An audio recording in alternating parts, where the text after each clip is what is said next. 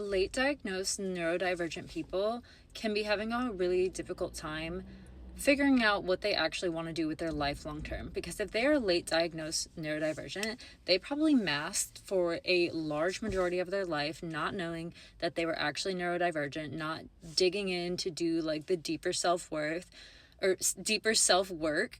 Because when you are late diagnosed and signs were missed early on or misdiagnosed, and you're treating things in the wrong way, or you spent the first chunk of your life, 20, 30, 40, 50 years of your life just trying to fit in, fit the mold, always feeling like you were wrong or not good enough, or not really realizing why people were having the reactions to you that they were, like where you weren't getting like re-invited places, or why you were like trying to fit in places that like deep down you actually didn't want to be.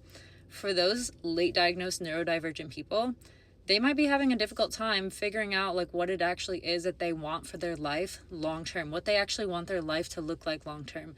Like, do they want kids? Do they want to get married? Like, what do they want to do with their life? What are their actual hobbies? Like, what is their style? Like, when you learn to unmask from years of masking, it's like this big, like, what do I actually want? Because for a lot of those late diagnosed neurodivergent people, they spent the majority of their masking life listening to other people and listening to what they should be doing with their life. They were listening like, oh, you should do this with your life.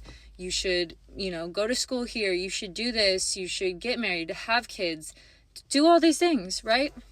And they were listening to everything that they should be doing from their family, their communities, society as in general as a whole, just other neurotypicals, other high masking neurodivergents. They were listening to what they should be doing. So when a late diagnosed neurodivergent person actually gets diagnosed and starts going through the unmasking process and figuring out who they are actually at the core, and learning like, what do I actually want? What do I want to do with my life? It can cause their current life to crumble to the ground, because when you learn to unmask after years and years of masking, you might not have the same people around you, or your entire life might change, and probably for the better in the long run.